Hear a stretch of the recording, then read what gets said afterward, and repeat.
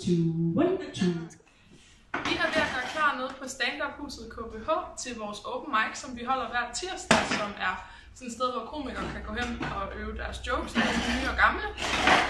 Og så tjener vi penge ind til Red Barnet Ungdom på den måde. Vi er en masse frivillige, der kommer hver tirsdag og gør klar hernede, så publikum bare kan komme og grine løs. Og det er gratis for alle medlemmer af Red Barnet Ungdom at komme ind.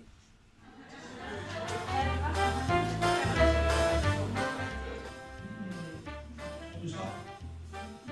Og så bare venstre mod mig.